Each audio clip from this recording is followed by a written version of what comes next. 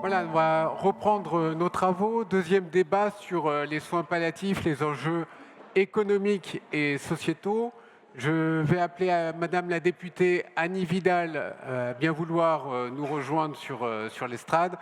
Monsieur Didier Leger, merci de bien vouloir également nous rejoindre. Catherine Grenier, Sonny Gène, qui était tout à l'heure le modérateur, mais qui cette fois intervient comme orateur. Et Frédéric Bizard devait être avec nous, qui est un économiste de la santé, visiblement est un peu bloqué, donc on verra s'il nous rejoint un petit peu plus tard. Vous pouvez, voilà, installez-vous ici, c'est très bien. Madame également à mes côtés. Alors, déjà je voudrais remercier Madame la députée. On est en plein examen du projet de loi de financement de la sécurité sociale. On sait votre temps contraint. Et merci donc d'avoir bien voulu répondre à l'invitation et à nos questions. Je vais commencer avec Didier Leger, qui est donc conseiller national du Conseil national de l'Ordre des médecins, pour poser un petit peu ce débat sur l'évolution économique et sociétale. Quelques mots d'introduction, notamment peut-être sur l'impact que peut avoir la nouvelle loi, l'impact économique et évidemment au niveau de la société. Bonjour à tous et merci beaucoup de me donner la parole et merci beaucoup d'être venu passer un moment avec l'Ordre national sur ce débat fondamental sur d'abord les soins palliatifs et puis cet après-midi sur l'aide à mourir. J'ai pris quelques notes d'abord. Un grand merci, Madame la députée, d'être là. Un grand merci, notre consoeur de la Caisse nationale, et un grand merci à Sonny. Et un grand merci au Président et à Christine d'avoir piloté, coordonné avec nos juristes cette journée aussi importante. Alors, je suis très heureux de modérer cette session qui est un peu particulière parce que ce matin, on n'a finalement pas évoqué la loi du tout. Donc, on va rentrer dans la loi et on va la regarder un petit peu sur un sujet qui est sensible, qui est profondément émouvant, qui est celui des soins palliatifs. Il fallait oser aborder, Christine l'a fait, l'Ordre national, ces deux projets de loi qui suscitent autant la polémique. Et pourtant, on s'étonne même que ces questions n'aient pas été approfondies finalement par notre société beaucoup plus tôt, puisque la fin de vie finalement nous touche tôt ou tard, soit directement, soit pour nos proches.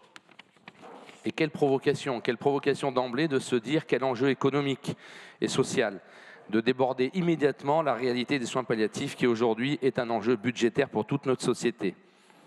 Comment finalement oser mettre un prix sur la dignité, la bienveillance, l'accompagnement doux et permanent des soins palliatifs? C'est un peu comme si on voulait donner un tarif à l'amour, c'est presque indécent. Et pourtant, au-delà de la dimension sociale, c'est bien la question économique qui se pose et qui va se poser, et qui est la genèse de la loi sur l'aide à mourir. Quelle est notre capacité collective à organiser et à financer des soins palliatifs de qualité dépendra finalement de l'existence de cette loi. Car on ne peut pas envisager sérieusement une réflexion sur l'aide à mourir tant que nous n'avons pas résolument et définitivement réglé le problème économique et social des soins palliatifs. Sans être trop long, je voudrais un instant évoquer ce qui donne un sens à ma présence ici aujourd'hui, puisque je fais des soins palliatifs depuis 25 ans à domicile. Et j'ai souvent, en tant que chirurgien urologue, dû défendre mon positionnement, parfois jugé un peu atypique par les collègues. Et finalement, c'est l'article 38 du Code de déontologie qui m'a toujours servi de boussole et de référence. Je vais vous le redonner, puisqu'un grand nombre d'entre nous ne lisent pas toujours le Code de déontologie. Le médecin doit accompagner le mourant jusqu'à ses derniers moments, assurer par des soins et des mesures appropriées la qualité d'une vie qui prend fin, sauvegarder la dignité du malade et réconforter son entourage. Il n'a pas le droit de provoquer délibérément la mort. Voilà notre article du Code de déontologie qui nous dit finalement, qui est la synthèse des soins palliatifs. Je dois dire que la rédaction des 20 articles, Madame la députée, que vous avez construits, n'est ni plus ni rien que la mise en musique de cette position déontologique. Cette symphonie est très ambitieuse et elle doit l'être. Toutes les notes des articles sont, et c'est assez rare dans la loi, humaines et bienveillantes. Chacun d'entre nous a le droit d'être accompagné dans sa fin de vie, rappelle la loi. Les articles se succèdent et je vous invite à les lire crescendo pour rappeler l'importance de préserver la dignité, l'autonomie, la qualité de vie et le bien-être dans le respect de l'entourage. En créant pour la première fois un droit à mourir dignement dans l'amour, cette loi ambitionne de restructurer le paysage sanitaire français. La loi précise qu'il nous faut créer de nouvelles équipes mobiles dans tous les départements, particulièrement dans les 22 départements qui en sont encore dépourvus, ainsi que des équipes mobiles, et là aussi c'est important, pour les soins palliatifs en pédiatrie.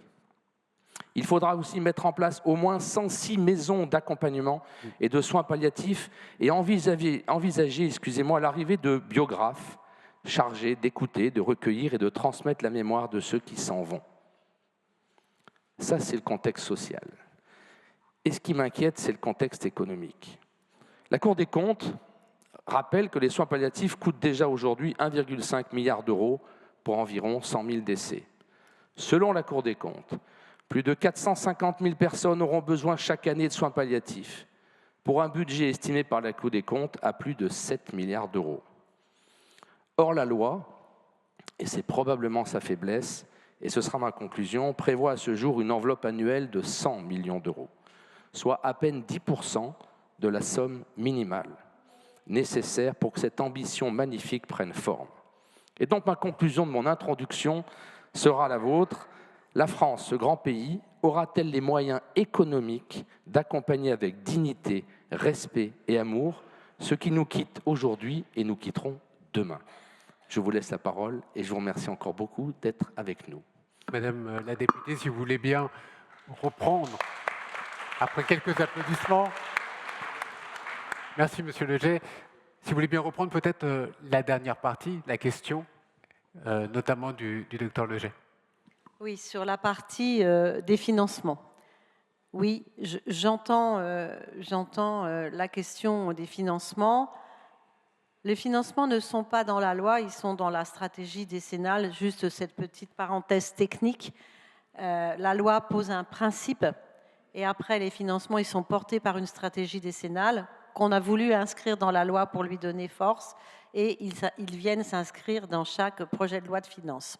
Alors, effectivement, nous sommes aujourd'hui à 1,6 milliard avec, on le sait, à peu près une personne sur deux qui requiert une prise en charge en soins palliatifs qui n'y a pas accès. Donc, on peut considérer que si on quasi double le montant, ça pourrait peut-être répondre. Cependant, on ne tient pas compte dans cette stratégie décennale du fait que les besoins en prise en charge de soins palliatifs vont probablement augmenter compte tenu du vieillissement de la population, de l'évolution des pathologies chroniques, tout ce que vous savez toutes ici fort bien. Après, sur la France, aura-t-elle les moyens? J'ai envie de dire c'est une question de choix. Cette année, sur le PLFSS, et vous avez toutes et tous entendu combien il était difficile de construire ce projet de loi de finances et combien la trajectoire de la sécurité sociale est difficile et la réflexion qui doit venir dans les années futures sur le moyen de financer cette protection sociale. Quoi qu'il en soit, moi je veux garder cette équation en tête parce qu'elle est pour moi source d'optimisme. Aujourd'hui, c'est 100 millions par an pendant 10 ans pour faire 1 milliard.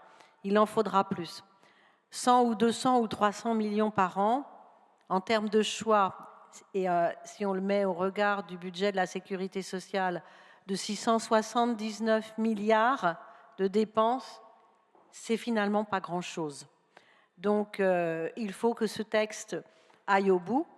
À mon sens, la stratégie à conduire, c'est vraiment d'inscrire ce principe, puisque dans la loi, il y a un principe fondamental qui a été voté, qui est le droit opposable à l'accès aux soins palliatifs. On pourra revenir d'ailleurs sur ce point. Hein. Voilà, on y reviendra tout à l'heure, je le développerai. Mais en tout cas, c'est important d'avoir inscrit cela dans la loi. Il faut que la loi, elle finisse son chemin. Et je pense qu'après, il faudra porter les débats de l'augmentation des enveloppes. Et encore une fois, ce n'est pas énorme par rapport à l'ensemble. Non, mais est-ce qu'on sera capable justement d'apporter ces millions dont vous venez de parler? Je pense qu'il faudra les discuter. Et après, derrière, c'est un choix politique. Oui. Et c'est un choix politique qui, finalement, n'est pas énorme au regard des dépenses qui sont consacrées sur 679 milliards sur une année. Bon, actuellement, c'est 100 millions, mais si c'était 300, ça ne changerait pas les équilibres du budget de la sécurité sociale. C'est ça que je veux dire et je pense que c'est ça qu'il faudra porter. Vous parlez en connaissance de cause, on est en plein dedans, donc c'est évident. Je salue Frédéric Bizard, qui nous a rejoint, économiste en santé, de la santé. Quand vous entendez ces questions en termes budgétaires, Est-ce que pour vous, on est là dans un plan, une philosophie de programmation, de loi de programmation des soins palliatifs? Est-ce que c'est une bonne nouvelle? Bonjour à tous et à tous. Merci au CNOM de m'avoir invité. Je suis très honoré. Alors, moi, je ne suis pas économiste de la santé, je suis macroéconomiste, ce qui change. Je m'intéresse au modèle. Non, mais c'est important. Voilà, j'essaye d'expliquer, mais comme ça, j'enseigne la macroéconomie. Donc, j'ai une approche qui est assez systémique, qui a ses limites, mais qui est assez systémique. Donc, votre question, elle est très systémique. C'est est-ce qu'il faut une loi de programmation en soins palliatifs? Les dépenses de soins palliatifs, on a dit, c'était 1,5 milliard. En fait, on ne les connaît pas, les dépenses de soins palliatifs, il faut savoir. C'est la Cour des comptes qui le dit. On est dans un tel amateurisme sur un plan économique en matière de santé qu'on ne connaît même pas ce que l'on dépense. Puisque la Cour des comptes dit qu'il y a entre 150 000 et 200 000 personnes qui sont en soins palliatifs. Comme ça.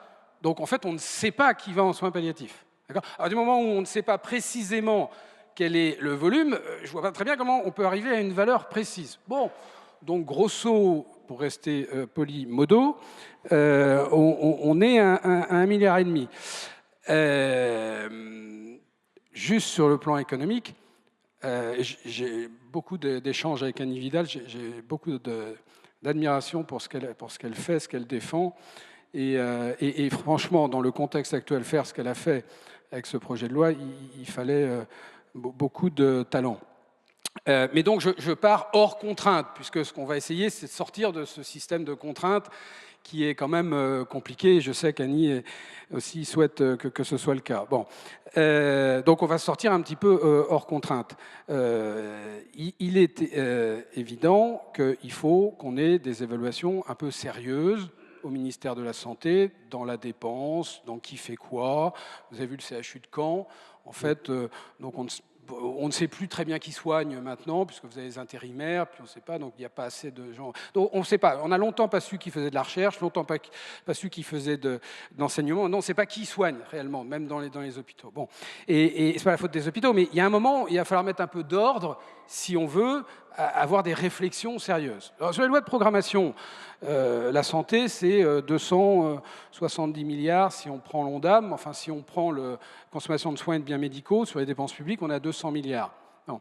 Je pense que si on ressent le besoin d'avoir une loi de programmation pour gérer 1500, donc x5, 7500 milliards sur 5 ans, on devrait se dire que pour 1000 milliards, on devrait peut-être regarder un peu plus loin, non?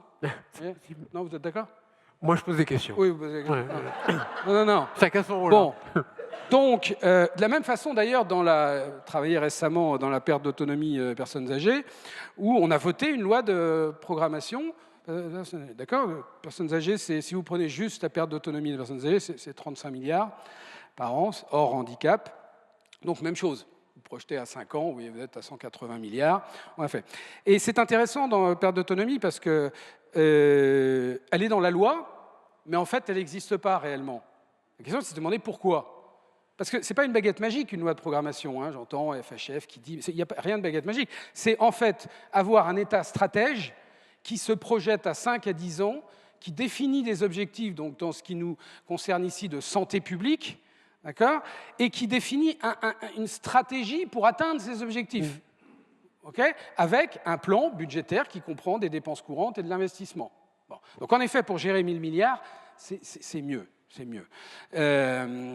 Pour gérer les soins palliatifs, je pense que la vision, elle doit s'inscrire dans la vision du système de santé. Donc c'est là où la grande difficulté qu'ont eu à gérer les parlementaires et qu'a eu à gérer Annie Vidal, c'est de considérer qu'on est dans un système complètement bloqué, mais qu'on doit essayer de débloquer une filière, ce qui est impossible, ce qui est une mission impossible. On va revenir, parce que là on parle de la gouvernance, mais c'est la même chose dans l'organisation des soins. Les racines profondes sont dans le système de santé du problème des soins palliatifs.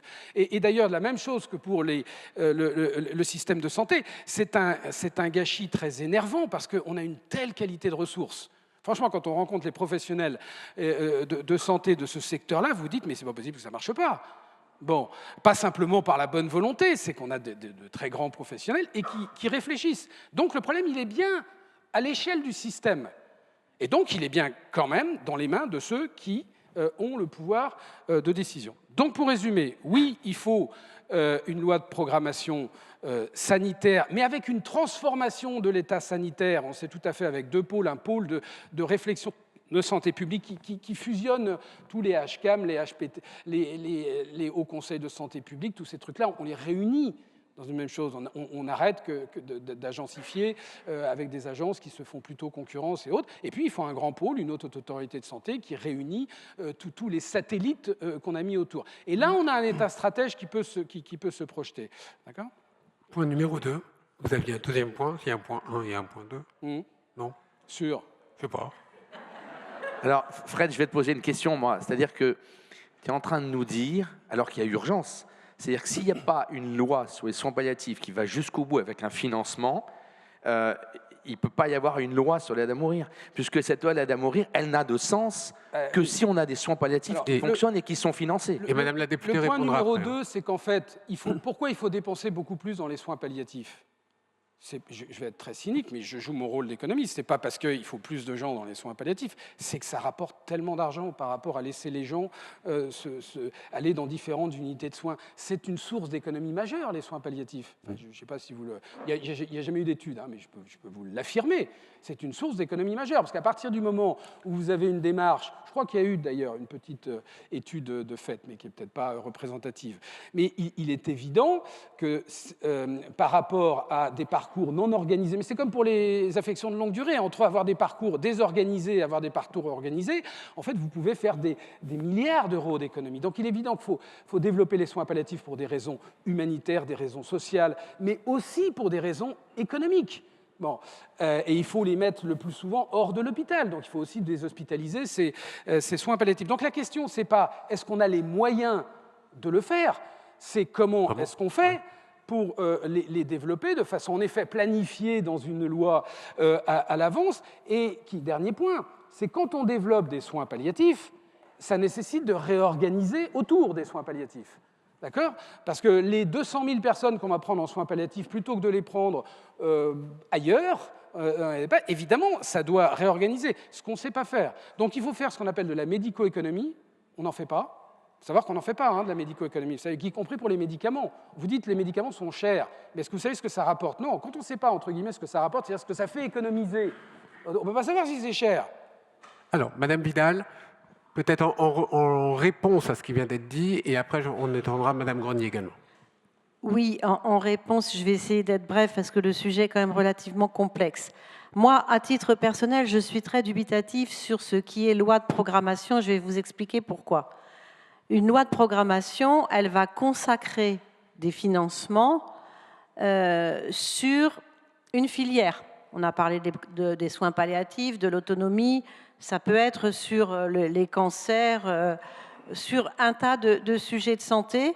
Et donc, on perd toute fongibilité des budgets globaux parce que si on bloque sur des sujets, eh bien, on sait bien qu'au global, l'enveloppe n'est pas extensible autant qu'on le voudrait. Et par ailleurs, je pense qu'on ne peut pas travailler les sujets de santé uniquement à travers une loi de programmation qui est une loi financière. Un sujet, les soins palliatifs, puisque c'est ce qui nous réunit aujourd'hui, ça n'est pas que des financements. C'est tout ce qu'il y a autour. Et dans le texte, on voit bien, il y a les maisons d'accompagnement, il y a l'organisation territoriale, il y a le droit opposable, il y a le parcours personnalisé, il y a les directives anticipées. Enfin, il y a un tas de choses qui font qu'on va pouvoir traiter le sujet dans sa globalité. Et bien évidemment, il faut pouvoir y apporter les financements ad hoc. La question des financements, elle est prégnante, elle est centrale. Elle est qu'aujourd'hui, notre système de protection sociale ne peut plus assumer ses missions. Nous sommes dans une trajectoire budgétaire avec pratiquement pas de perspective de retour à l'équilibre avant des années. Nous créons chaque année une dette sociale, 23 milliards cette année. Si on ne fait rien, 28 l'année prochaine. Et en 2029, on sera à 110 milliards de déficit. Et on voit bien qu'avec 110 milliards de déficit, à un moment, on ne pourra plus emprunter parce que le principe des emprunts pour la sécurité sociale, c'est d'être dans une trajectoire de retour à l'équilibre. Et donc, on est dans un système qui est bloqué.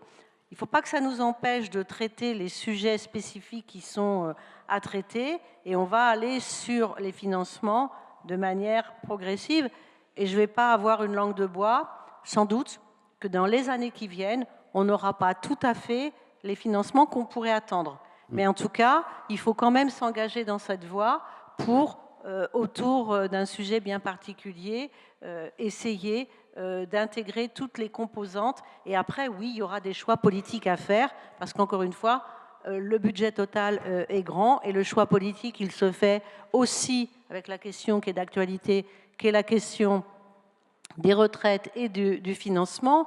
Enfin bref, il faut complètement reconsidérer, à mon sens, le financement de la protection sociale, si on veut pouvoir réparer globalement notre système de santé. Vous voulez dire un mot? Et après, on fait tourner la parole, parce qu'on va partir sur l'enjeu un peu sociétal. Hein, donc, Oui, juste avant de réfléchir au financement, il faut réfléchir à la stratégie, à l'organisation. Parce que le problème, c'est qu'on a une stratégie de gestion du risque qui date du XXe siècle, c'est-à-dire qui est ex post, qui attend que le risque soit exprimé, on le sait bien, c'est le truc. Et puis ensuite, on a une organisation qui n'a pas été vraiment repensée depuis en santé une cinquantaine d'années et qui n'a jamais été pensée pour la gestion de l'autonomie sur le reste. Donc, et puis après, on voit comment on finance. Nous, on a fait un exercice que la critique est facile, mais l'art est difficile. Nous, à l'Institut Santé, on vient de sortir un contre-budget santé qui montre comment on peut faire 10 milliards d'économies tout en enclenchant une réforme, en améliorant le système et en réinjectant 3 milliards dans la chose. Mais ça secoue un peu. C'est pas... Pardon ? Oui, je vous l'emmène. Mais ça secoue un peu. C'est-à-dire qu'il faut faire différemment un peu les choses par rapport à ce qu'on a fait, mais en gardant tous les acteurs et en améliorant le système. Hein. Bon, donc, attention au fait que... Parce que hier, j'ai encore un rendez-vous, on disait « Ah oui, mais... » Vous ne pouvez pas dire que on risque d'avoir un problème de financement parce qu'avec le vieillissement de la population... Non. Il n'y a pas de raison que la santé coûte plus cher demain. Il n'y a pas de raison. Mais il faut complètement réorganiser le système. Si on ne change pas la stratégie de gestion du risque, la façon avec laquelle on aborde la santé, le système est en train déjà d'exploser. Il explose financièrement, mais il explose socialement, il explose dans les forces vives, il explose de toutes les façons. Et croire que c'est un problème financier voudrait dire que le Ségur de la santé aurait été un énorme succès. Puisqu'on n'a jamais mis autant d'argent, on ne peut pas dire que l'État ne fait pas un effort financier, on n'a jamais mis autant d'argent dans l'hôpital. On est passé de 97 milliards juste avant le Ségur, 2019, à 128 milliards fin 2024, on a augmenté de 5,6 milliards juste pour l'hôpital. On ne l'a jamais fait, ça, sauf quand on construisait les hôpitaux. Et donc, on a la démonstration par la preuve que le fond du problème n'est pas financier. Et c'est la même chose pour les soins palliatifs. Moi, quand j'écoute des gens, comme je ne sais pas si elle est là, Claire Fourcade et autres... Elle était là, oui. C'est court. Elle est là. Ah, Claire, ça va Ça va bien. Ouais. Je dis, mais tu peux m'expliquer ce qui se passe avec les trucs, vous manquez de fric ou quoi? Non, mais ça ne changera rien. On peut nous donner tout l'or du monde, ça ne changera rien. Bon, donc il faut creuser un peu sur la chose. Alors, Frédéric Bizard, on va creuser. On est parti d'un système très macroéconomique. On va essayer de développer un peu sur les questions de société. Et je voudrais demander à Catherine Grenier, médecin conseil national à la CNAM, de bien vouloir nous donner son sentiment. En tout cas, les soins palliatifs... on l'a vu, hein, c'est un enjeu de société. On l'a vu dans le premier débat également, qui était une priorité. Comment est-ce qu'on peut faire pour répondre à tous ces besoins? Et Frédéric Bizard a bien posé le problème également au niveau économique. Merci beaucoup de me donner la parole et bravo pour ce thème de débat au Conseil national de l'ordre. D'abord, je voudrais dire que nous sommes dans le cadre d'une stratégie décennale qui est en cours. Il y a un certain nombre de choses qui ont été faites, il y a un certain nombre de développements qui sont faits sur les soins palliatifs. On peut voir le verre à moitié vide, mais on peut aussi le voir à moitié plein. Il y a des choses qui se développent et il y a des progrès qui sont faits. Ensuite, je pense que c'est extrêmement important de ne pas raisonner les soins palliatifs comme une entité à part du soin dans son ensemble et qu'on lutte beaucoup à l'assurance maladie, mais pas qu'à l'assurance maladie, contre une vision purement curative du soin. Et on dit beaucoup, il faut développer le soin, la prévention, soin ou pas soin d'ailleurs, dans le système. Finalement, le sujet est aussi du même ordre par rapport aux soins palliatifs. C'est un continuum qu'il faut construire, et ça a été dit aussi ce matin avec l'ensemble des acteurs. Les soins palliatifs, bien sûr, il faut des spécialistes de soins palliatifs pour des situations particulières, mais la prise en charge globale de la personne qui va du curatif au palliatif, avec cette notion que quand le pronostic n'est pas curable, quand on a un pronostic non curable, on doit répondre autrement aux besoins de la personne. Ça ne concerne pas que les spécialistes stricto sensu en soins palliatifs. C'est une discipline, une qualification, une compétence qui doit être développée par l'ensemble des professionnels de santé. Ça, je pense, c'est extrêmement important. Et d'ailleurs, les travaux qui sont faits en termes de formation paraissent aller dans le bon sens pour se recentrer sur une approche, ça a été dit aussi, humaniste, centrée sur la personne, et qui répond à l'ensemble de ses besoins. J'ai bien aimé aussi la notion de demande, de désir. Oui. On parle aussi beaucoup de besoins. Sur les progrès qui ont été faits aujourd'hui, on peut évoquer tout de même la loi Claes-Leonetti a été abordée avec l'accès à la sédation profonde qui s'est développée, y compris à domicile, puisqu'on observe le développement de cette pratique à domicile. Donc elle est certainement insuffisante, et je suis assez d'accord sur le fait qu'on est très aveugle sur la réalité de la situation en pratique, en pratique vis-à-vis des besoins de la population, mais on voit, grâce à la délivrance des produits, que ces pratiques se développent. On voit aussi cette notion de directive anticipée et de prise en compte sociétale du sujet qui se développe à travers le recensement de ces directives anticipées. On a été assez surpris de voir dans mon espace santé les directives anticipées qui sont recueillies pour plus de 300 000 personnes. C'est tout petit, hein, ouais. Mais c'est déjà entrer dans mon espace santé, y mettre ces directives anticipées, c'est un élément de progrès.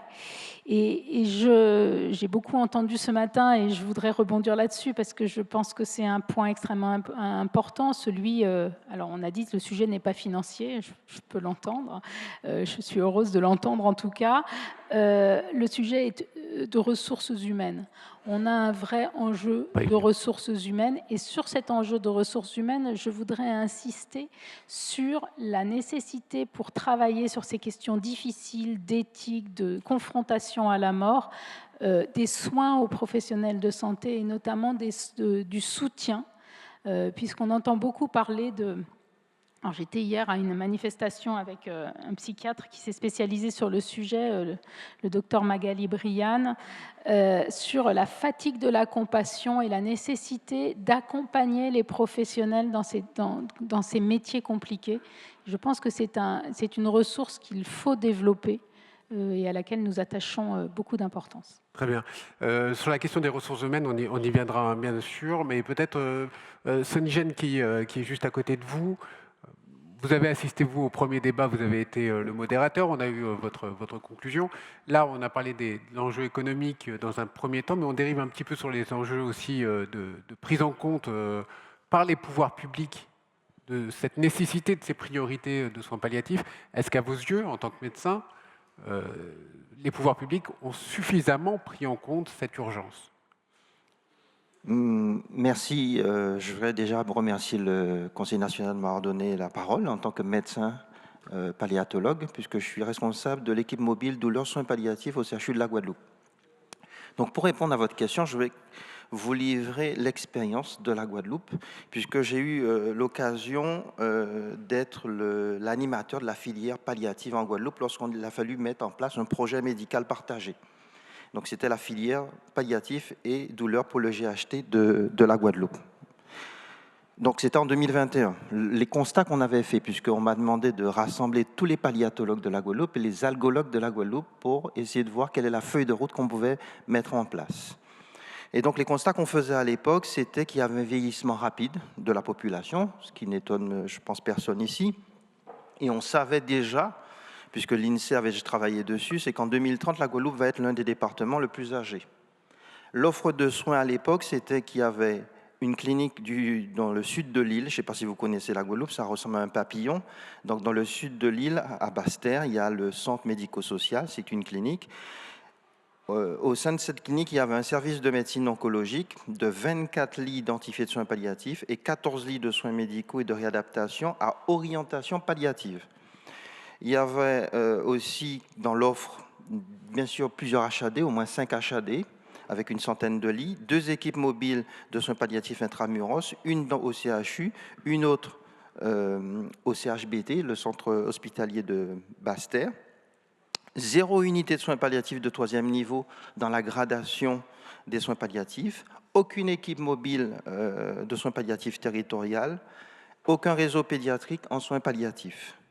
Et les ressources médicales étaient limitées, pour ne pas dire insuffisantes. Alors on avait développé avec les différents acteurs, et notamment les palliatologues, différents axes de stratégie.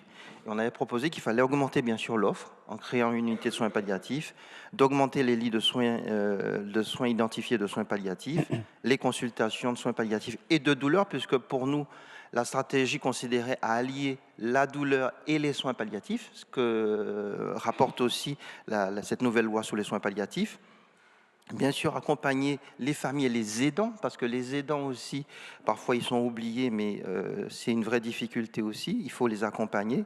Donc développer des consultations d'annonce, des cellules d'écoute, suivi du post-deuil, travailler sur, bien sûr, l'information des populations, sur les directives anticipées à la personne de confiance, puisqu'on sait que même dans l'Hexagone, donc y compris en Guadeloupe, que beaucoup de personnes ne sont pas au courant de leurs droits. Ensuite, former les soignants et développer la recherche. Quelle a été l'évolution depuis 2021 ? Pas de création d'unités de soins palliatifs, pas d'équipe mobile territoriale, une augmentation bien sûr de l'identifié, une meilleure information du public sur les droits en fin de vie, et je dirais même que la Convention citoyenne a permis d'ouvrir des espaces où enfin les gens pouvaient parler d'un sujet dont on ne parle pratiquement pas, finalement, en France. Donc plus de professionnels formés et la recherche tarde à démarrer, c'est compliqué de mettre en place la recherche. D'autres chiffres. Maintenant, je vais vous parler juste du contexte socio-économique de la Guadeloupe. Je fais rapide ou je reviendrai après, si vous voulez. Dans une étude de l'INSEE, qui est intitulée « L'essentiel sur la Guadeloupe », parue le 17 octobre 2025, donc étude très récente, j'ai recueilli quelques informations. Je fais vite. Au 1er janvier 2022, 383 569 personnes résident en Guadeloupe. Et entre 2016 et 2022, la population a diminué de 10 500 habitants en 6 ans. L'indice de fécondité est en baisse depuis 2013, cependant supérieur à la moyenne nationale. La population vieillit, mais reste dans la moyenne de la France, hors Mayotte. À l'horizon 2030, la population des 75 et plus augmenterait de moitié, plaçant la Guadeloupe parmi les régions les plus vieillissantes. Le niveau de vie est très inférieur à celui de la France. En Guadeloupe, plus d'un tiers de la population, donc 34,5%, vit au-dessus du seuil de pauvreté nationale. La pauvreté touche particulièrement les chômeurs. C'est l'un des 4 taux les plus élevés de la France. Et ça touche aussi les familles monoparentales et les ménages jeunes. 4 Guadeloupéens sur 5 sont peu ou pas diplômés. Très bien. Sur les chiffres, je pense que les chiffres sont très intéressants. On va essayer de développer après sur le reste de notre débat sur les soins palliatifs. Le constat d'aujourd'hui, puisqu'on parle des enjeux économiques qui me semblent importants, en tout cas pour la Guadeloupe déjà. La Guadeloupe est un des territoires sera l'un des territoires les plus âgés, n'est pas préparé.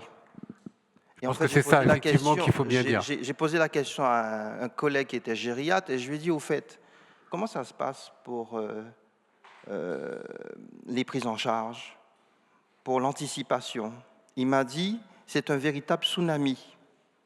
Je ne sais pas ce qui se passe peut-être ici sur l'Hexagone, mais en Guadeloupe, on sait déjà que c'est un tsunami et qu'on va être en difficulté. Ce qui veut dire, que oui. Vous expliquez qu'il y a une forme d'inégalité sociale. Peut-être, Madame la députée, est-ce que vous pouvez nous dire aujourd'hui si vous jugez sur le territoire, vous qui avez une vue d'ensemble, Peut-on parler d'inégalité face aux soins palliatifs aujourd'hui sur l'ensemble du territoire? Oui, c'est certain, ça a été constaté dans différents rapports.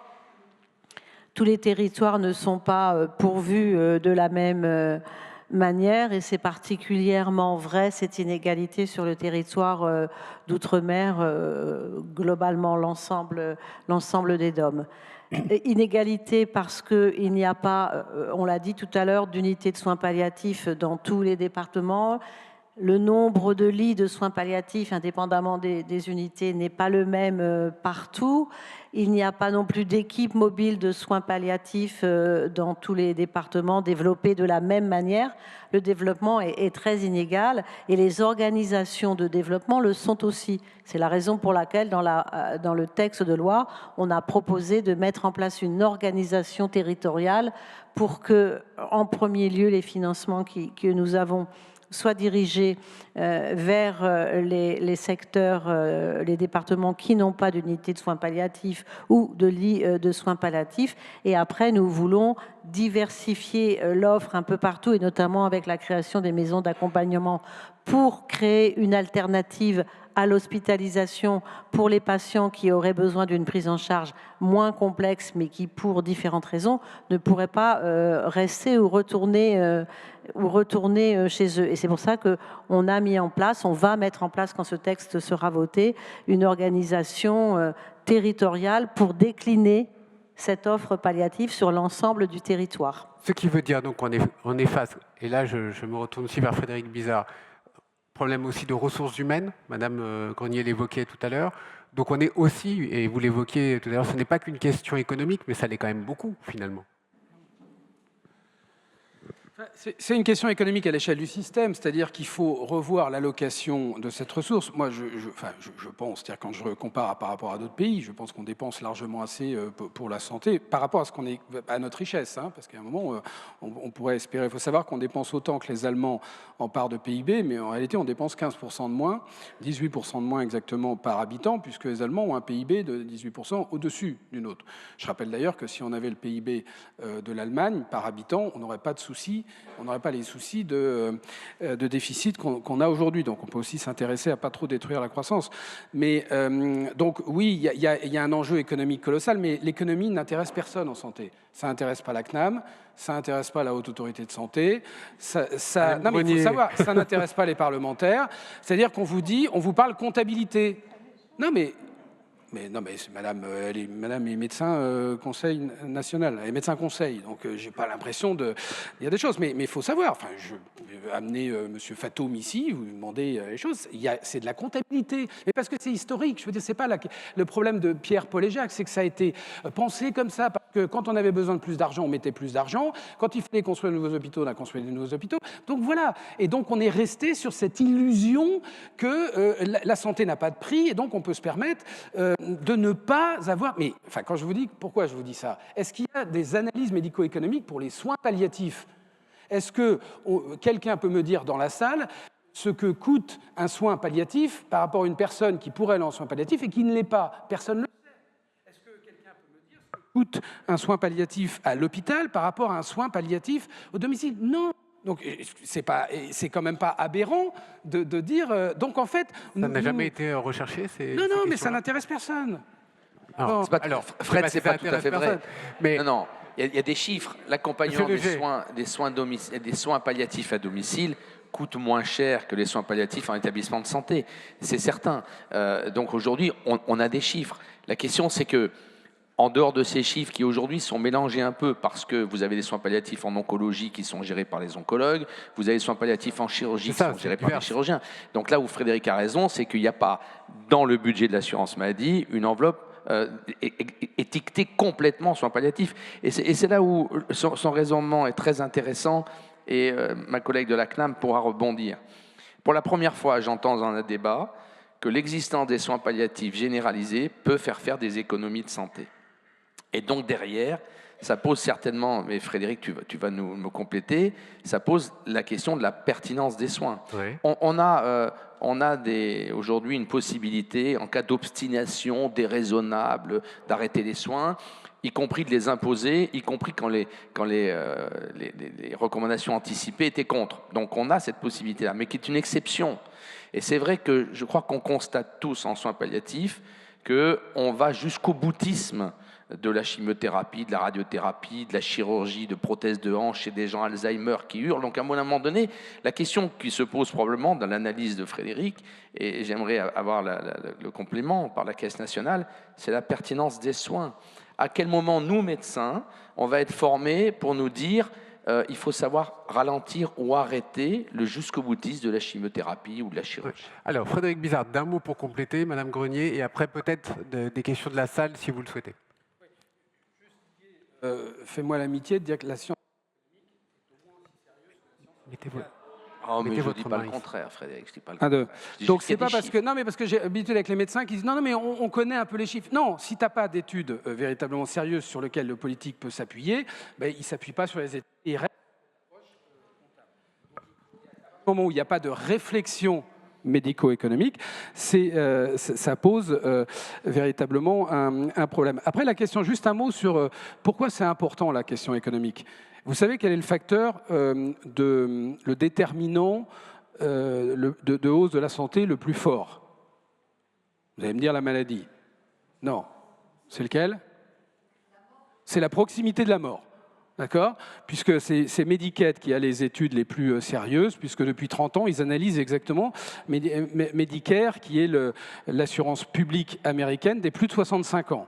D'accord? Donc vous avez 5% de décès chez Medicare chaque année, qui représentent 30% des dépenses. Donc on a pour le coup une étude sérieuse qui se fait. En France, il n'y a pas d'étude sérieuse sur le coût de la mort. Il y a pour le coup, la CNAM avait fait une étude d'évaluation de ce que ça pose, donc sur lequel on se base, mais qui date déjà. La dernière année de vie, ça coûte à peu près 35 000 euros. D'accord? Les dépenses annuelles de santé par habitant, c'est 4 800 euros à peu près, 4 500. Bon. Donc vous êtes à 35 000 euros. Donc évidemment, il n'y a que l'insuffisance rénale qui doit coûter plus cher, si vous voulez, dans l'année. Donc c'est véritablement le facteur inflationniste le plus fort. C'est pour ça que c'est intéressant d'y regarder un peu. Bon. Et dans cette dernière année, si vous regardez ce qui coûte le plus cher, c'est évidemment le dernier mois, où vous êtes à peu près à 8 à 9 000 euros le dernier mois. Et quand vous regardez le coût par rapport aux chiffres qu'on a des soins palliatifs, on est à peu près à 7 000, 7 500 euros par personne. Hein, si je prends la dépense totale et si je la divise pas, mais bon, c'est très approximatif puisqu'on ne sait pas exactement qui bénéficie des soins palliatifs, c'est la Cour des comptes qui le dit. Mais enfin, vous voyez les ordres de grandeur. Donc, vous voyez bien qu'un système très organisé, et là je suis purement sur un raisonnement économique, parce qu'il ne suffit pas ce raisonnement-là, mais il faut l'intégrer. On voit bien que là, ce n'est pas la question de se dire, est-ce que j'ai les moyens de développer les soins palliatifs? Encore une fois, l'argument économique pousse au développement des soins palliatifs. D'accord? L'argument éthique pousse au développement des soins palliatifs, l'argument social pousse, etc., etc.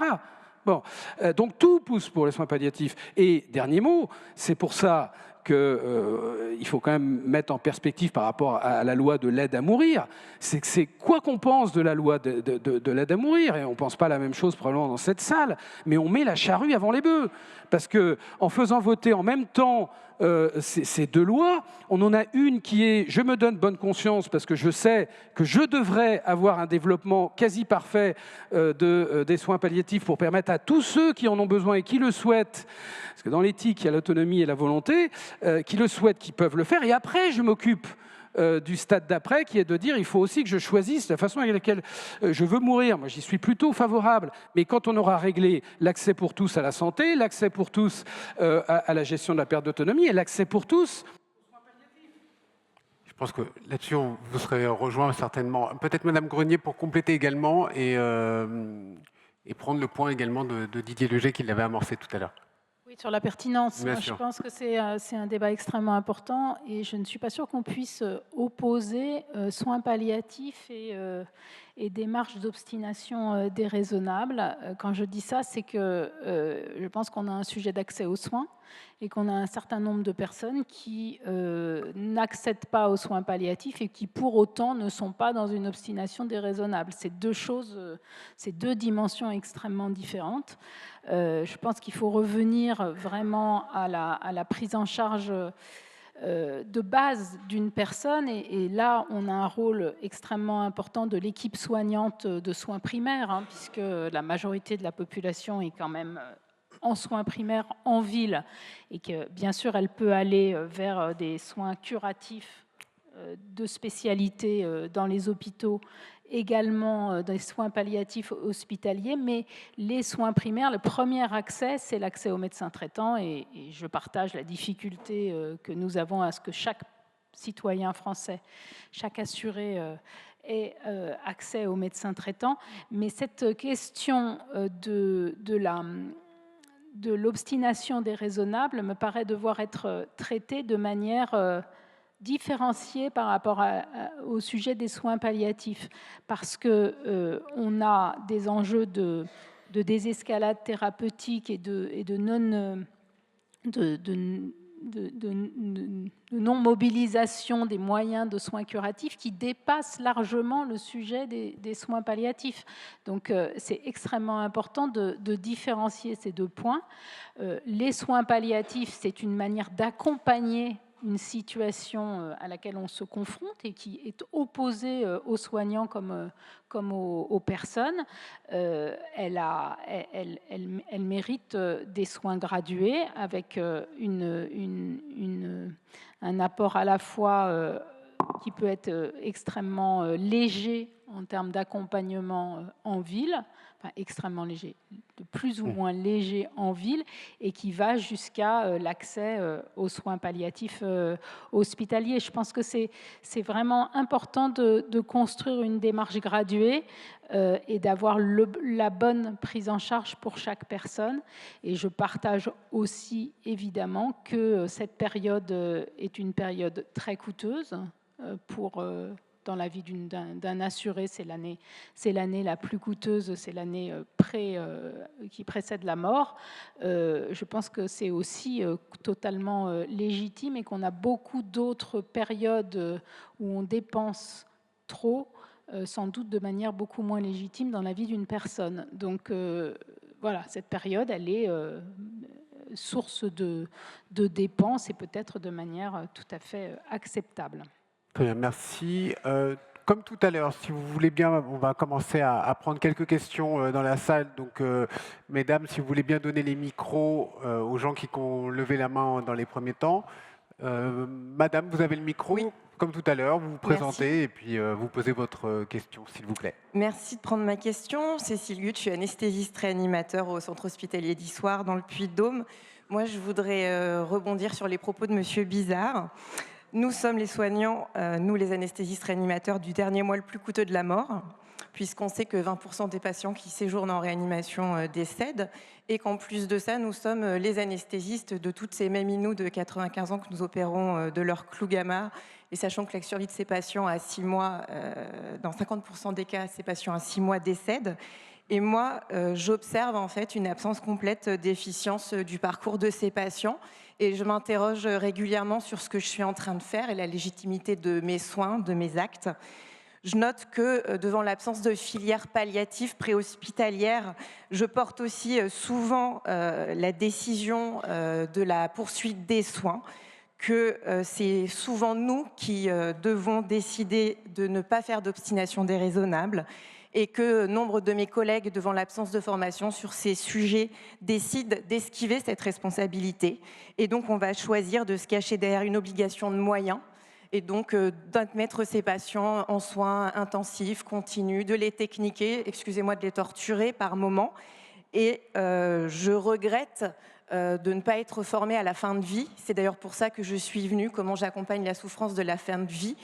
Et je vous remercie d'avoir pris ma question, qui est un petit peu large, mais je vous remercie de me laisser m'exprimer sur ce sujet. Alors, Madame la députée va vous répondre. Alors, on fait tourner le micro, si vous le voulez bien, pour celles et ceux qui ont levé la main. Madame la députée, en attendant. Oui, Madame, je vous remercie beaucoup des propos que vous venez de tenir, parce qu'en fait, à travers ce que vous dites, vous exprimez toute la difficulté de l'accompagnement de la fin de vie et de cette question de soins palliatifs auxquels une personne sur deux qui pourrait y avoir accès ne l'a pas, et puis de cette question de comment notre société veut accompagner la fin de vie. Et pour accompagner la fin de vie, il y a deux possibilités qui vont peut-être s'ouvrir à vous bientôt et qui, selon moi, ne régleront pas tous les problèmes que vous évoquez. D'un côté, plus de soins palliatifs pour tous ceux qui en ont besoin, ça peut éviter les questions que vous posez, qui sont aussi des questions de pertinence. Hein. Est-ce que les soins que vous prodiguez, si j'ai bien compris votre question, ont un intérêt pour la personne, quand on sait que ça n'améliorera pas forcément sa fin de vie et que ça ne la retardera pas forcément non plus. Donc vous posez vraiment cette question, donc est-ce qu'on prend en charge de cette manière-là? Peut-être que les personnes que vous techniquez, je reprends votre expression, c'est des personnes qui seraient mieux prises en charge en soins palliatifs. Et puis après, se posera sans doute la question si le texte est voté, et c'est une autre approche de la fin de vie. Est-ce que si la personne émet une demande de mort, on répond à cette demande et de quelle manière on y répond? Et ce sont les enjeux de fin de vie, de l'accompagnement de fin de vie, qui vont se poser à tous les médecins qui sont dans cette salle très vite. Et effectivement, on a des fins de vie qui parfois sont aussi difficiles, et ça, par contre, c'est assez documenté, en tout cas dans ce qui nous a été transmis, sur un certain nombre de patients qui sont pris en charge au-delà de ce qui pourrait paraître raisonnable dans certains cas. Donc c'est vraiment une question de pertinence. Moi, je la lis plus sur une question d'accompagnement que sur une question économique à ce stade de la vie. Peut-être que vous avez deux visions de la société également, parce que oui. Frédéric Bizard, et après on prend les autres questions. Non, parce que le point que vous soulevez, il est fondamental dans la réforme du système de santé. Encore une fois, c'est une évolution, hein, c'est pas se dire mais pourquoi on ne l'a pas fait avant, c'est comme ça. Bon, il faut savoir que notre système de santé, un peu comme l'État, il y a un parallèle à faire entre l'État, vous savez comment diminuer la dépense publique sans dégrader le moindre système possible. Ben, c'est en revoyant les contours de prise en charge. Qu'est-ce qui est de la responsabilité de l'État? C'est la même chose pour la sécurité sociale. Vous avez dans notre système de santé un système d'entrée dans le remboursement avec une tarification, mais vous n'avez pas de système de sortie. D'accord ? Parce qu'on a estimé que jusqu'à maintenant, on était un pays riche et qu'on prenait à peu près tout en charge et que ça soit très innovant, moyennement innovant, pas du tout innovant, y compris quand c'est plus du tout innovant, on met des taux de remboursement plus faibles, vous voyez, comme les médicaments, on met 15%, 30%. Mais il faut que la sécurité sociale rembourse tout. Bon, évidemment, ce système-là, il est en train d'imploser. Maintenant, donc il faut revoir le champ d'intervention de la puissance publique, ici de la sécurité sociale, sur les produits et les services. Il faudrait qu'on soit d'accord avec ça. Maintenant, la question, et là où c'est compliqué, c'est qui doit décider de ce que je ne fais pas prendre en charge par la sécurité sociale, par la collectivité, de ce que je fais prendre en charge par l'individu ou par un contrat privé. Alors déjà, il faut supprimer ce système à deux étages. Il faut que le contrat privé soit supplémentaire. C'est-à-dire que s'ajoute, pas complète. Parce que sinon, on ne pouvait pas faire cet exercice. Parce que vous dites, non mais c'est pas grave, si ça coûte trop cher, tu prends une complémentaire. Donc tout ça est en train d'imploser. Donc il faut un comité ou quelque chose, si vous avez une solution, qui soit pluridisciplinaire, qui soit crédible. Ça ne peut pas être le politique, parce que le politique, il se fait clouer au pilori dès qu'il dit « Attends, moi, il faut pas il faut dépolitiser le système. Il faut que ça soit sur des bases claires, transparentes, scientifiques. » D'accord ? Mais là où c'est très intéressant, c'est la question-là, c'est que à partir de jusqu'à quel âge je continue à rembourser telle et telle intervention. Les Anglais, en bons utilitaristes, eux, ils n'ont pas de problème avec ça. Parce qu'ils regardent coût-efficacité. Ils ont une institution dédiée à ça, qui s'appelle le NICE, qui dit « Ah non, c'est plus rentable. Après 90 ans, désolé, parce qu'il reste tant d'années, et ça ne leur pose pas de problème. » Nous, on ne peut pas faire ça, parce qu'on n'a pas la même culture. Ça ne peut pas dire qu'il ne faut pas prendre en compte l'aspect économique. Mais donc, il faut un comité extrêmement légitime, pluridisciplinaire, de professionnels de santé, de sociologues, d'économistes, qui prennent des décisions qui soient jugées comme des décisions représentant des critères scientifiques et crédibles. Vous voyez, on en est là. Et là, vous allez voir comment vous allez pouvoir faire des milliards d'euros d'économies sans rien dégrader du tout et de façon acceptable socialement. Bon, Didier Legel, l'idée du comité, peut-être vraiment de deux mots. Oui. Non, mais on rebondit depuis tout à l'heure sur la pertinence de ce que l'on fait quotidiennement et sur lequel on doit collectivement travailler. Alors, des demandes de prise de parole, madame, vous avez le micro, je crois. Monsieur, pardon. Bonjour. Étienne Jarosset, je suis médecin en unité de soins palliatifs au CHU de Bordeaux. J'abonde complètement sur tout ce qui est dit autour de la pertinence, la raisonnabilité des soins, etc. Et pour apporter peut-être des éléments plus philosophiques autour de cette question, parce qu'il y a évidemment une question sociétale, mais philosophique autour de aujourd'hui, est-ce que la vie bonne égale la vie saine ? C'est-à-dire qu'il y a, vous l'avez dit, une sacralisation de la santé. Alors l'accès aux soins, évidemment, doit être quelque chose de sacralisé, mais est-ce que la vie en bonne santé doit être également sacralisée? Ça me semble être un défi assez contemporain. Alors ça peut un peu secouer comme réflexion, je l'entends bien. Mais au CHU de Bordeaux, il y a un PRE, un plan de redressement économique qui est mis en place en ce moment, parce qu'il y a, semble-t-il, un déficit budgétaire important. Et personnellement, j'essaye de porter au niveau du comité éthique du CHU de Bordeaux cette question-là, qui est de dire, mais si on ne peut pas continuer à faire tout ce qu'on propose comme soin aujourd'hui avec les moyens qu'on a, il faut réfléchir à ce qu'on propose comme soin et ce que vous disiez, Monsieur Bizard, sur qu'est-ce qu'on rembourse et qu'est-ce qu'on propose comme soin remboursé.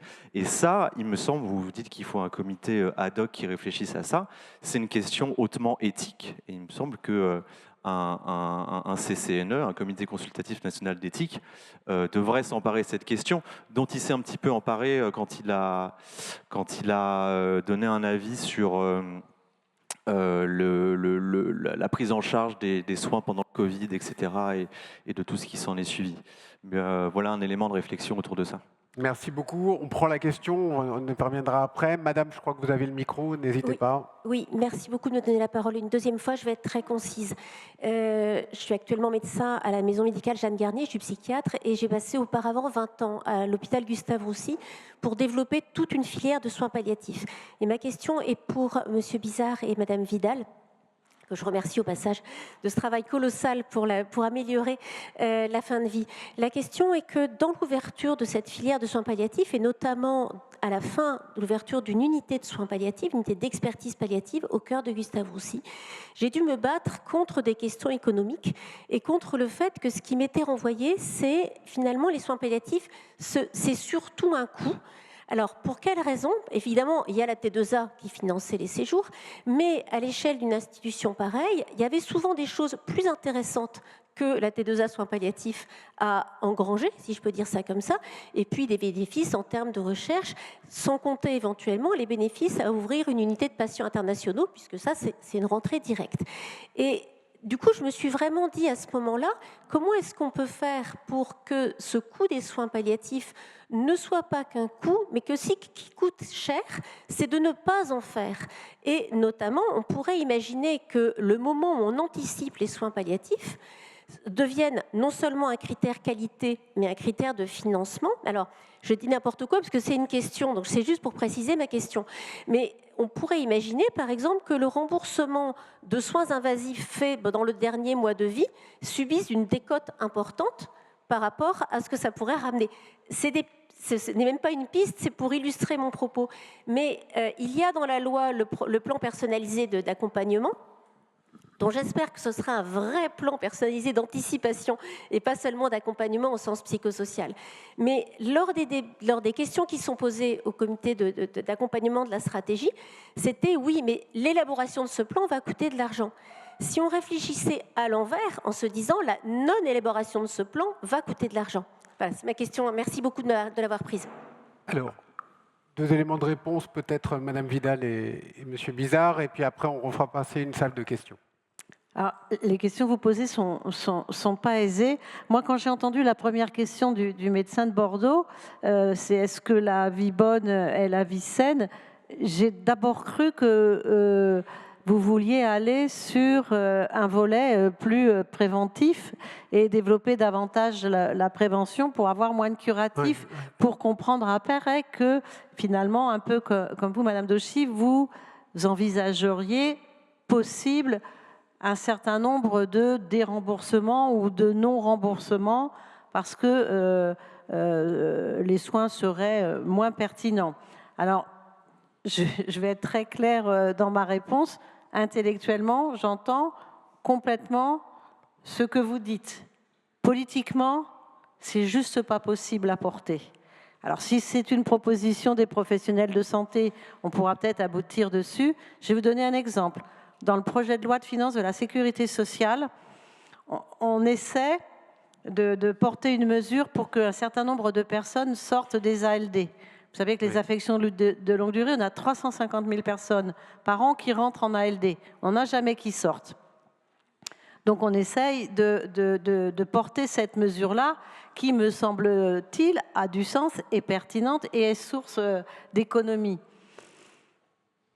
Je crois qu'on n'y arrivera pas, que politiquement, l'ensemble des groupes va voter contre parce que c'est refuser des soins à des personnes malades. C'est lu comme cela, et médiatiquement, c'est aussi lu comme cela. Donc moi, j'entends bien ce que vous dites, mais sur des remboursements ou statuer à un moment que des soins ne seraient pas remboursés parce qu'on considère qu'ils ne sont pas pertinents, pas utiles ou plus utiles, politiquement, je vous le dis franchement, c'est importable. Mais peut-être que les organisations professionnelles peuvent le mettre en avant et ça pourrait peut-être être entendu. Mais sincèrement, c'est difficile. On verra ce que dira le CNOM sur ces points, en tout cas. Frédéric Bizard, et après on prend d'autres questions. Oui, c'est intéressant parce que les deux questions en fait sont liées sans en avoir l'air. C'est la théorie de la complexité d'Edgar Morin. Hein. Le tout est dans chaque partie et chaque partie est dans un tout. Donc on peut rendre simple ce qui est compliqué. Je vous invite juste à voir monsieur le médecin de Bordeaux à parcourir le contre-budget 2026 de l'Institut Santé. Tout ça est totalement bénévole, donc j'ai pas de mal à en parler. D'ailleurs, où certains ont participé ici, parce qu'on fait des conférences de consensus.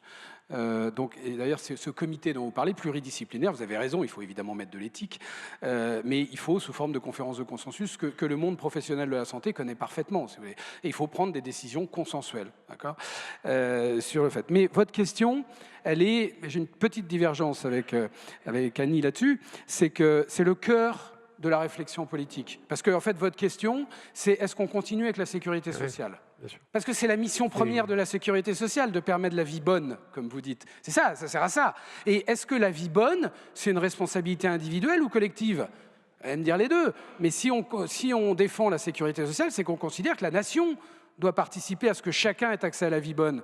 Parce qu'en effet, probablement que la plupart de ceux qui sont dans cette salle n'ont pas besoin beaucoup de la Sécu ou de l'État pour avoir une vie bonne. Mais c'est le cas de 90% de la population a besoin de services publics, d'un accompagnement et donc d'une sécurité sociale. Si on recherche l'égalité. Donc on est au cœur du débat de ce que l'on veut. Donc quand on réfléchit à l'avenir du financement de la protection sociale, il faut déjà savoir ce qu'on veut financer, le périmètre qu'on veut financer, le rôle de la Sécu. Est-ce qu'on veut repartir pour 50 ans avec la sécurité sociale ? Parce qu'en même temps, les questions qui sont posées, c'est que arrêtez de parler simplement de coûts quand on parle de santé, parce que la question où la santé est un coût, c'est qu'elle est très largement socialisée, donc financée par de l'argent public. D'accord. Mais donc, les soins palliatifs sont financés par de l'argent public. Donc, on dit que c'est un coût pour la nation. Mais imaginons que ça ne soit pas financé par de l'argent public. Il faudrait bien toujours la financer. D'accord. Donc, la question, puisqu'on est tous d'accord qu'il faut le financer par de l'argent public, c'est de savoir comment je gère au mieux cet argent public pour qu'il soit financé de façon optimale. C'est là où on revient sur la médico-économie, c'est là où on revient sur la pertinence, c'est là où on revient sur est-ce que c'est à la collectivité de tout prendre en charge ou pas. Vous voyez, donc en fait, tout revient au discours qu'on a eu avant. Mais le premier débat, il est ce que pose monsieur là-bas, c'est est-ce qu'on a envie qu'il y ait une nation qui se préoccupe de la vie bonne de chacun ? Ou est-ce qu'on va vers quelque chose de plus libéral ? Quand on connaît l'histoire de France, je pense que la réponse est assez rapide. Il ne faut pas laisser ça à LFI. Didier Léger, on ne va pas rentrer là-dedans. Alors, Il dit ça en montrant On glisse. l'extrême gauche. Donc je suis à l'extrême gauche de la table. Non, mais simplement pour rebondir sur On écoute Didier Leget. le fait de dire qu'on est en train de glisser sur la vie bonne, et je respecte ton raisonnement, mais on va revenir sur la mort bonne. L'idée, c'est qu'on est en train de débattre ici pour se dire comment on peut consolider, développer, budgéter l'accompagnement de nos concitoyens et de nous demain pour faire en sorte qu'on puisse assurer à chacun de nos concitoyens, et comme tu l'as dit, et je te rejoins à 200%, il ne peut pas y avoir une discussion sur l'aide à mourir si nous n'avons pas résolu le problème de l'accès aux soins palliatifs pour tous. Oui. Mais la vie bonne, c'est le meilleur moyen de maîtriser les dépenses qu'on met. Hein. On parle de prévention, moi je parle de maintien en bonne santé. Ah oui. Mais c'est pour ça qu'il faut investir dans cette bonne santé pour reporter l'entrée dans la maladie plus tard. C'est la maladie qui coûte cher, c'est pas la bonne santé. Oui, mais si je veux revenir sur la mort bonne et la mort douce, c'est que si on débat sur l'économie de santé, on va revenir sur le panier de soins, on va revenir sur les bénéficiaires du système de soins, y compris à des non-cotisants qui viennent bénéficier. Je crois que le débat n'est pas là. Revenons sur comment mettre en sorte un départ dans de bonnes conditions. Et après, on retourne dans la salle, s'il vous plaît.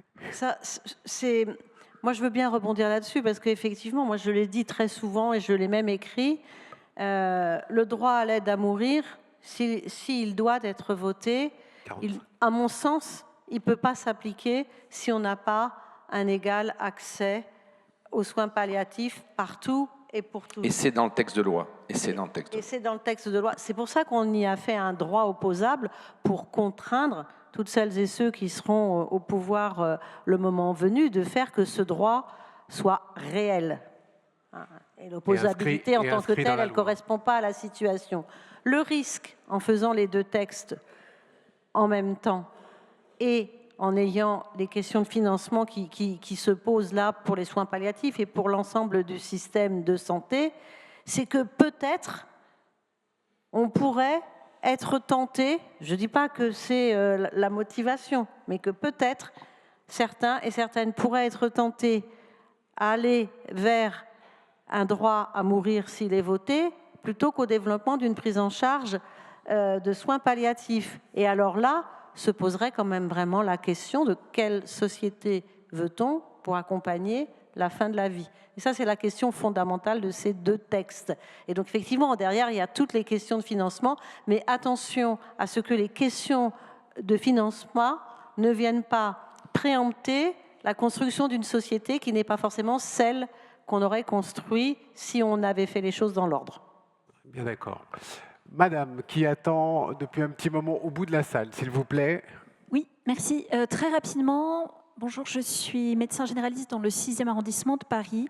Et le 11 juin, j'ai reçu un mail de Next Numea, qui est une équipe mobile de soins palliatifs, qui nous avertissait que dans les secteurs 1, 2, 3, 4, 5 et 6e arrondissement de Paris, ils n'allaient plus intervenir parce que l'ARS leur demandait de restreindre leur intervention sur les 13e et 14e arrondissements. Et aujourd'hui, avec mes confrères médecins, on est démunis pour l'accompagnement à domicile en soins palliatifs. Voilà, donc c'était une bouteille à la mer. Si ici, dans cette salle, il y a quelqu'un qui peut nous donner des solutions, avec plaisir. Merci.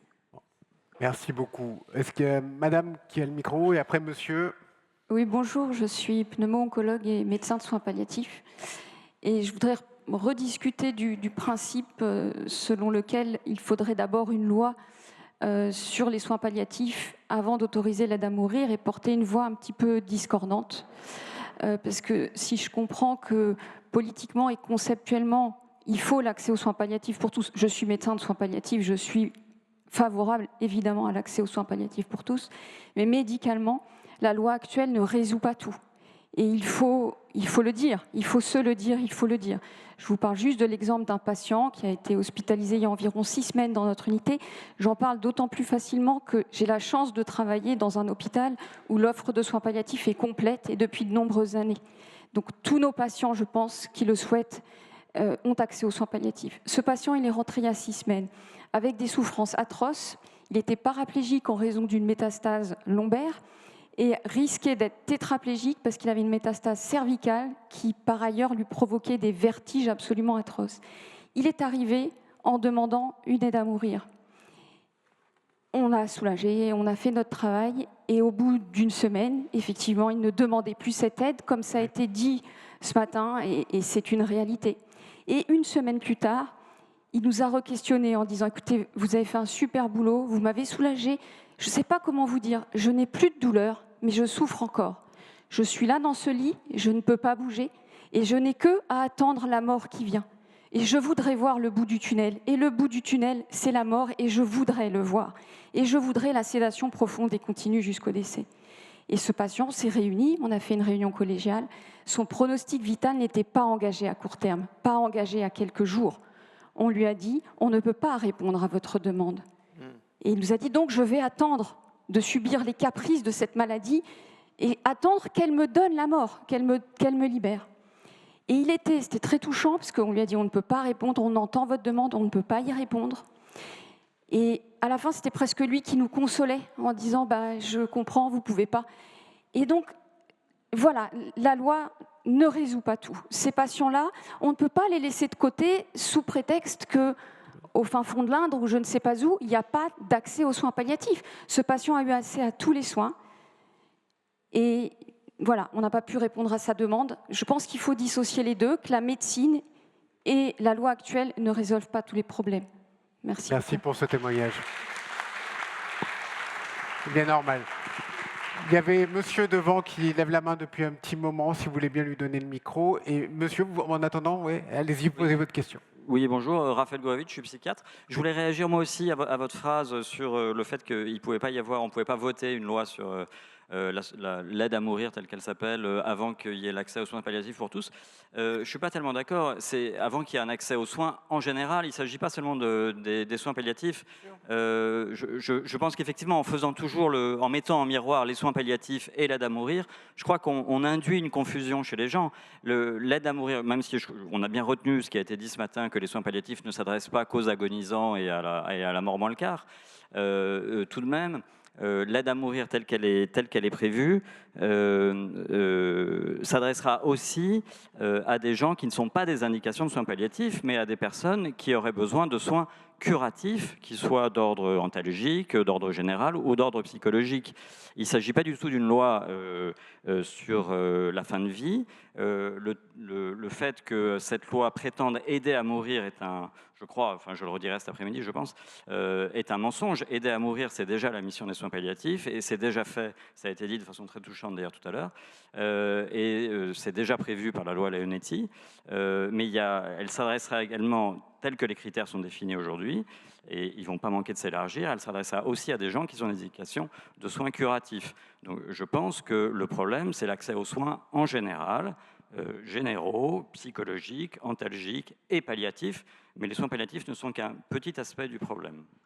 Voilà, M. Gourevitch qui interviendra également cet après-midi. On aura le temps peut-être d'aller un petit peu plus loin.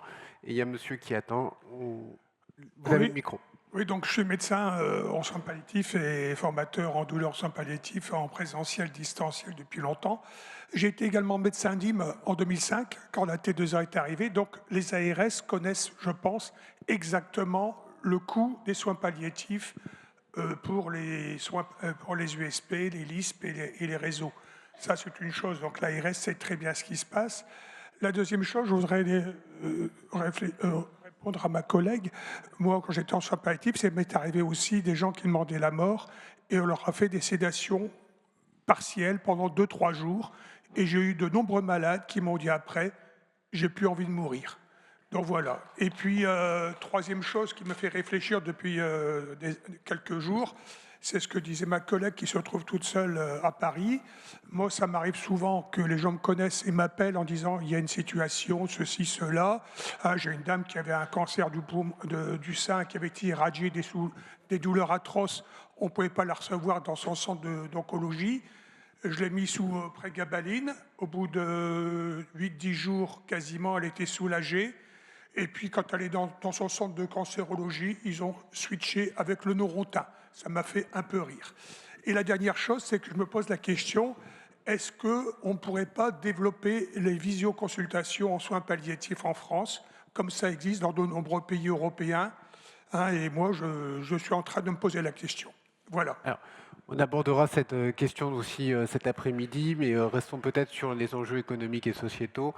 2 demandes de prise de parole et après on fera les réponses. Il y a monsieur également au bout et il y a une main levée là-bas. Madame, pardon, excusez-moi. Bonjour à tous et merci de me donner la parole. Plus fort s'il vous plaît, on ne vous entend pas. Merci de me donner la parole. Je suis généraliste dans la Somme et je suis conseiller ordinal et retraitée active. En fait, vous avez soulevé le problème du fait de revoir notre système de santé. Je pense que c'est un point hyper important, d'une part. D'autre part, ma question, c'est le fait que est-ce qu'il y a une réflexion sur le financement des non-soignants hospitaliers par rapport aux soignants hospitaliers. Est-ce qu'il n'y a pas quelque chose à faire à ce niveau-là pour permettre de récupérer un financement pour les patients? Merci. Merci, monsieur, et après on aura les réponses, s'il vous plaît. Très bien. Donc Jean-Pierre Fusari, je suis membre du Conseil régional de l'Ordre Auvergne-Rhône-Alpes et je suis ancien chirurgien hospitalo-universitaire. Madame Vidal, je voudrais vous féliciter si votre loi reprend nos articles de notre Conseil de déontologie. J'avoue que je ne l'ai pas encore lu en détail, comme l'a peut-être fait plus Didier Leget, mais si c'est le cas, je souscris totalement. Il y a une deuxième chose, par contre, c'est le côté économique, puisque c'est quand même le sujet de notre débat aujourd'hui, et le financement. Là, j'avoue que je suis un peu moins d'accord, je suis assez perplexe. Vous nous parlez de 100 millions ou que quelques centaines de millions. Il y a quand même des énormes économies qu'on peut faire en France et trouver de l'argent. L'OCDE vous a dit et nous a dit à tous il y a quelques semaines que notre désorganisation nous coûtait 130 milliards par an. D'autres économistes, anciens politiques mais compétents, nous disent que la simplification administrative pourrait nous rapporter au moins 120 milliards par an. Etc., etc. Donc, quand est-ce qu'on va s'attaquer à vraiment à la simplification administrative et récupérer quand même des sommes énormes et qu'on puisse intégrer dans notre projet-là et dans d'autres, parce que l'enseignement, on a besoin aussi, etc., etc. Mais notre projet de développement des soins palliatifs en a besoin, et ce n'est pas quelques centaines de millions, mais c'est quand même au moins quelques milliards qu'il faudrait trouver pour ça. Merci beaucoup. Alors, il nous reste quelques minutes. Madame Vidal, je sais que vous êtes attendue à l'Assemblée nationale, donc on va essayer de répondre un petit peu à l'ensemble des questionnements qui ont été posés à l'instant. Peut-être, Madame Vidal, si vous voulez répondre sur ce point, et puis on essaiera de faire tourner la parole pour conclure. Oui, alors il y a eu beaucoup de questions sur, je vais commencer par la dernière, la stratégie décennale telle qu'elle a été décidée, c'est 100 millions sur 10 ans, donc 1 milliard. Et je vous ai expliqué tout à l'heure que c'était important de cranter le principe d'une stratégie décennale et le principe d'un texte de loi qui en fait finalement un droit opposable pour quelque part contraindre les personnes qui sont au pouvoir, les parlementaires, les gouvernements actuels et à venir, à assurer ça à minima, et que sans doute il faudra plus de financement et que ça peut se faire. Les pistes d'économie, elles sont très nombreuses théoriquement, on peut en faire. La pratique des pistes d'économie, et je vous en parle en étant dedans nuit et jour depuis quelques semaines, elles sont toujours difficiles à mettre en place parce que c'est comme ça dans notre pays. Dès qu'on parle de réduire un certain nombre de choses, eh bien, on a l'impression de revenir sur des choses ou sur des droits. Pour autant, les pistes d'économie, moi je crois qu'elles sont vraiment dans la pertinence des actes, dans la pertinence des prescriptions, dans l'usage intelligent des médicaments, puisque les médicaments, il y a un gaspillage. On sait par exemple que chaque personne en France jette 1,5 kg de médicaments qui ont été prescrits et remboursés par la sécurité sociale. 1,5 kg de médicaments jetés par an, par habitant.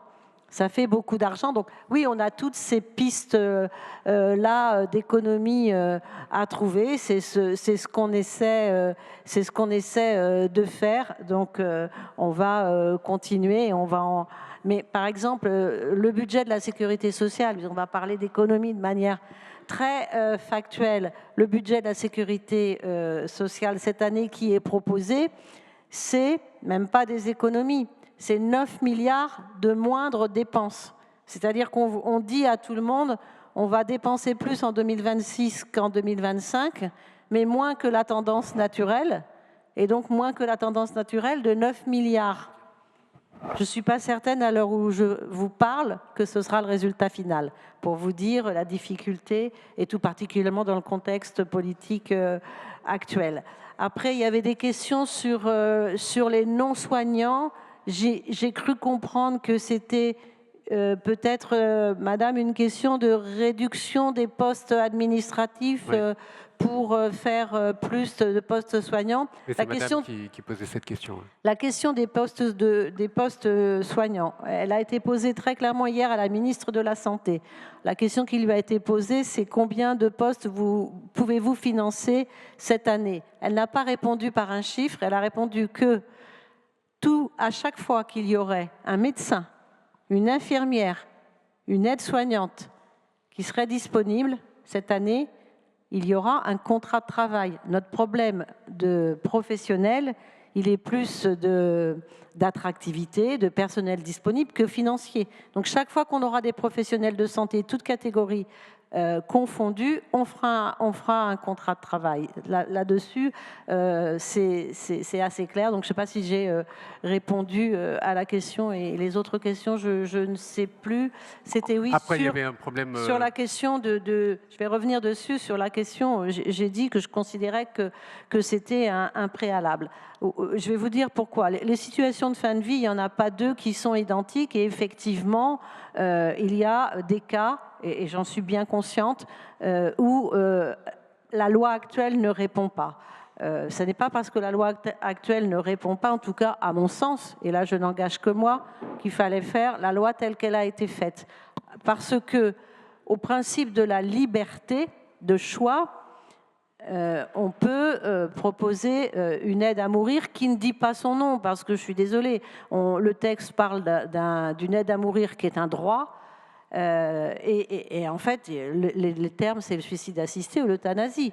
Donc il faut dire les choses clairement, et il faut dire clairement de quoi on parle. Et donc je pense, à titre personnel, je suis convaincue qu'on n'est pas libre de choisir, puisque c'est bien ça, c'est la liberté du patient. On n'est pas libre de choisir quand on n'a pas l'accès aux soins, quand on n'a pas l'accès aux soins palliatifs, quand on est en situation de précarité ou quand on est dans une vie très confortable, on ne va pas faire les mêmes choix. Et donc moi, je suis très dubitative sur cette liberté de choisir dès lors que l'accès n'est pas égal à toutes et tous partout. C'est la raison pour laquelle je considère que c'est un préalable à la mise en place de ce droit. Mais c'est une question très personnelle et je vous la livre en toute transparence parce que c'est mon habitude, je fais toujours comme ça et je sais que sur ces sujets, les positions sont très partagées et c'est bien normal, c'est éthique, c'est philosophique, ça renvoie à une conception de la fin de vie qui est propre à chacun, mais c'est la mienne et je la défends. C'était Frédéric Bizard, et après on amorcera notre conclusion parce qu'on s'est engagé à libérer Madame Vidal un peu plus tôt. Alors juste un mot, je vais juste répondre à cette question pour être court, mais parce qu'elle est vraiment symptomatique, votre question de pourquoi on ne réforme pas en fait. Parce que le citoyen est largement responsable de l'absence de réforme, parce que ce genre de question, et ce n'est pas vous en particulier, hein, mais en fait vous posez la question à Mme Vidal comme si vous pensez que le politique va engager la réforme. Vous avez raison, en théorie, dans notre histoire et dans notre fonctionnement, c'est comme ça que ça se passe. Mais des philosophes célèbres comme Hannah Arendt, Aristote, ont quand même montré qu'il ne faut pas oublier que nous sommes des animaux politiques. C'est-à-dire que c'est nous qui faisons la société, d'accord ?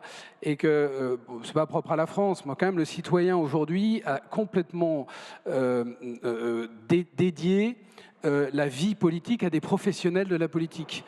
Avec des gens formidables et puis des gens moins formidables, mais en tout cas avec un système de ce professionnalisme politique qui est totalement incapable de faire les réformes dont vous parlez.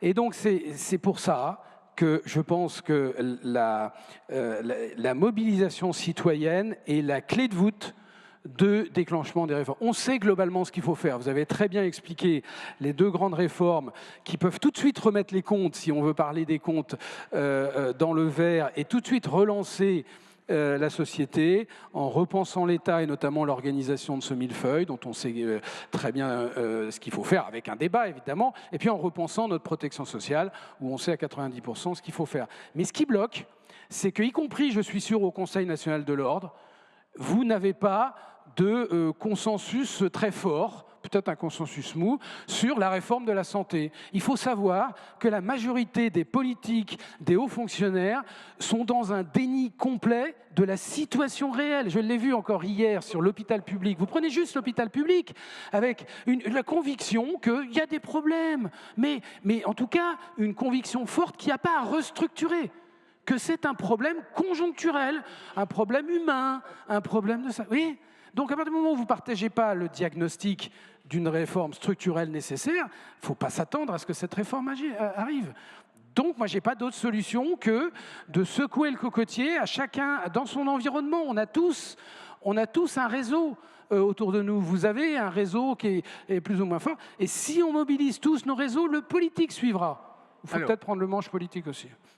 Que dit le Conseil national sur tout cela? Alors nous, au Conseil national, on va récupérer les noix de coco qui ont été secouées par les autres, comme vient de le dire Fred. Le rôle de l'institution de l'ordre, c'est d'appliquer la loi et de s'assurer que ça se passe bien. Pour revenir sur le débat sur la loi sur les soins palliatifs, on remercie Madame Vidal de l'avoir portée. Elle correspond complètement à notre engagement déontologique d'accompagner une vie qui prend fin. Et puis, on accompagnera un peu l'ordre national sur le fait qu'on va autoriser les médecins à des exercices complémentaires. Les soins palliatifs, aujourd'hui, s'ils devaient passer par la voie universitaire, seraient bloqués. Les FST sont saturés. Et donc, à l'ordre national, on veillera à ce que les médecins puissent se former et accompagner en exercices complémentaires la médecine générale, mais aussi la médecine de spécialité, pour qu'on développe le plus de soignants disponibles pour soutenir cette proposition de loi et accompagner nos concitoyens dans une fin de vie digne et dans un chemin d'amour, si ça peut être le cas. Donc, on vous remercie beaucoup d'être venus. Merci Madame Vidal. Merci à notre consoeur de l'assurance maladie. Merci à tous. Voilà, Madame Vidal. Madame Vidal qui doit partir à l'Assemblée. Je tenais à remercier nos 4-5 débatteurs qui étaient là aujourd'hui. Merci également de votre participation. On se retrouve à 14h pour les 2 derniers débats de l'après-midi. En attendant, vous pouvez aller évidemment prendre à boire ou à manger dans la salle juste à côté. À tout à l'heure.